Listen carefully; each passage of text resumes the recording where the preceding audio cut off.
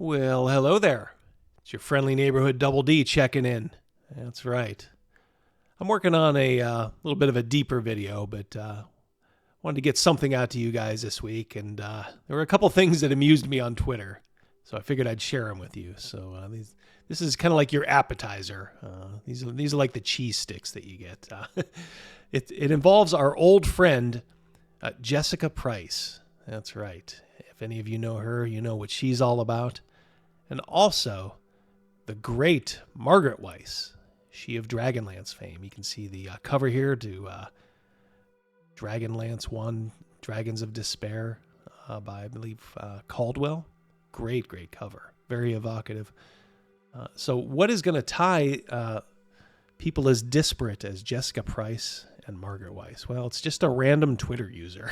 So it's kind of an odd journey. So let's begin it, huh? So a random user here is being responded to by Jessica Price. That's right. Jessica Price is an awful person, in my opinion. She likes to burn bridges everywhere she goes. Is always crying, poor me. Blames everything on misogyny and never on the fact that she is just a very odious person who even other women kind of stay away from. They may not come out and say anything against her per se, but seems like most people know what Jessica's all about. You probably know these people in your life. They're just awful, bitter, negative people, and you are just much better off by staying away from them. But they do occasionally provide some entertainment. All right, so here is our link below that she is responding to. And he is saying, yeah, the dude had flaws. Now, we are talking about Gary Gygax here. Anybody here that doesn't? Well, okay. He was a product of his upbringing and the times. Oh, boy. See, he's already sort of apologizing. Don't apologize for anything like that. Gary Gygax was a great man. I've had to fold myself in half to avoid blind misogyny in my own life. Oh, come on, dude. Jeez. It's just in there, and you can't even realize until it comes out. Gary Gygax is a hero to so many of us. Cope. So he's kind of half apologizing for himself, half apologizing and besmirching Gary himself, but then he goes on to say, well, Gary is a hero of mine. So I will say this. Strong men, normal men, I would say, have an inherent revulsion to guys like this. They just are so wishy-washy and apologetic. And that's sort of how I feel about him. I did want to protect his identity, though, so he doesn't deserve to be raked over the coals. But he finds out pretty quick what making half bargains with folks like Jessica Price will get you. He should have just come out and said, Gary's a great man. Suck it, Jessica. So she responds, have you considered having role models that aren't horrible people, my dude? God, Lord. She's calling Gary Gygax horrible. And then she responds, my dude. If you have ever used my dude unironically, please beg the Lord for forgiveness and never do it again. It is the one of the first signs of being a SJW, empty-headed lummox. Maybe you'd be better at avoiding blind misogyny if you looked up to non-misogynist men instead. Of course, we know the kind of men that Jessica likes. Completely subservient. Will not stand up for themselves at all. She just wants to dominate men. She's not looking ever, for like an equal partner. She will never know that happiness. She will die surrounded by 7 cats and tons of misery. And then she doesn't want to give up on him. Well, he shows a little fight here, our random Twitter user. Tell me you don't understand D&D without telling me you don't understand D&D. And then she says, I love when men on the internet tell me I don't understand games I literally worked on. Well, I think she had a cup of coffee with Wizards of the Coast. She was mainly at Paizo. She really doesn't understand D&D or the spirit of what made D&D great, for sure. And if working on D&D means that you understand it, there are some people working at Wizards of the Coast right now who've been playing D&D for less than 5 years, And they are literally rewriting canon, for things like, say, the Deck of Many Things. So yes, it is possible to work on a property and not understand it. So that's as far as I got with Jessica Price and this random Twitter user. But then I got wind of something else that happened. It's our same guy that was sparring with Jessica.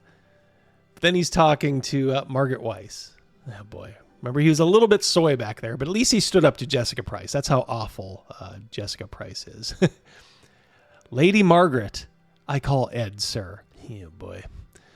If you were to write a book, D&D Heroes and Misogyny, a female writer's experience in the history of D&D, how would it go? Would older heroes go down in flames? Or would their now tarnished armor still gleam? So it's almost like he was defending Gary before. Is he sort of throwing him under the bus here? God, these wishy-washy men. Men are, just disgusted by him.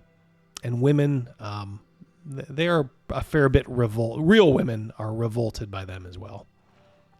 All right, so he's talking directly to the great Margaret Weis, one of the co-creators of Dragonlance, a prolific author, a setting that's brought a lot of joy to a lot of people over the years. So he's setting her up for a softball here where she can say stuff like, as a female writer, I have had to overcome many odds. What do you think she's going to do? Come on, this is Margaret Weis. So the first fiction books TSR ever published were the Endless Quest books by Rose Estus, female writer. The first D&D novel was written by myself and Tracy Hickman. I was a female writer, and my name is first on the cover. So where are these men who wouldn't let us publish? Fantastic, Margaret. This is why you are, one of the greats in the industry, not hiding behind her own skirts. She is confident in her own ability, and she's not going to let, I'm sure she had some obstacles, early on, but successful people never dwell on that stuff. They're always looking forward. And this is so fresh to hear. Great job, Margaret. Then, of course, someone else has to chime in. This isn't our original Soyboy. We'll call him Soyboy 2.0. When I spoke with Rose this summer, she said that she had to fight tooth and nail to get the Endless Quest books done.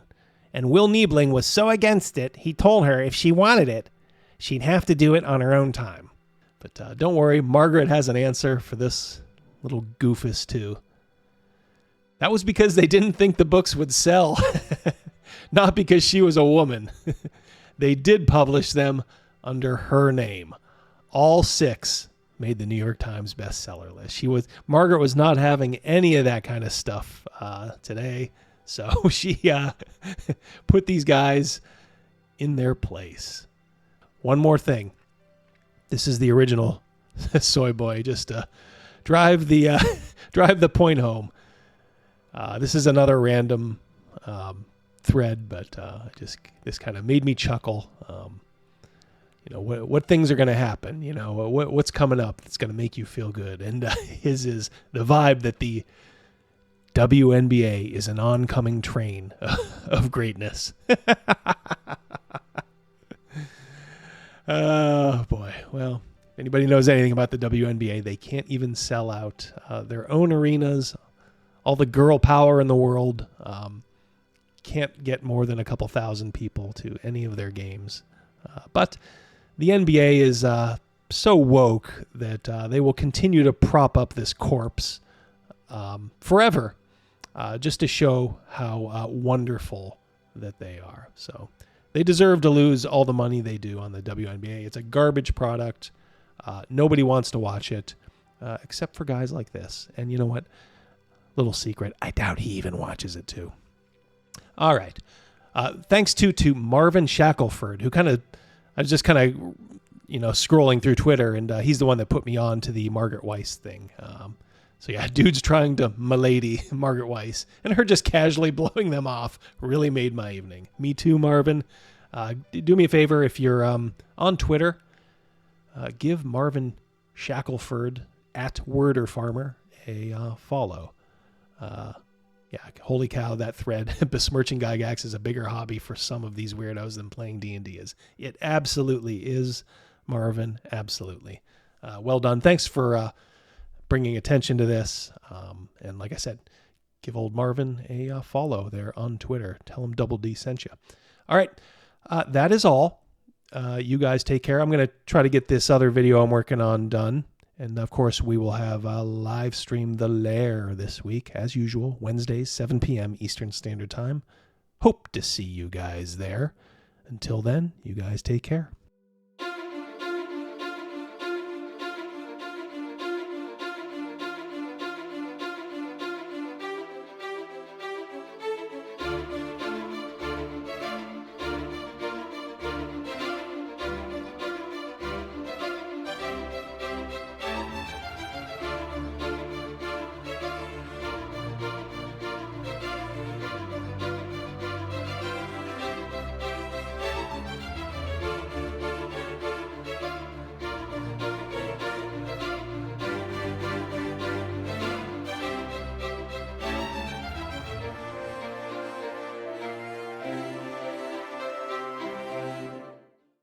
What qualifies you to be a U.S. Senator? You have 60 seconds. Hi, good night, everybody.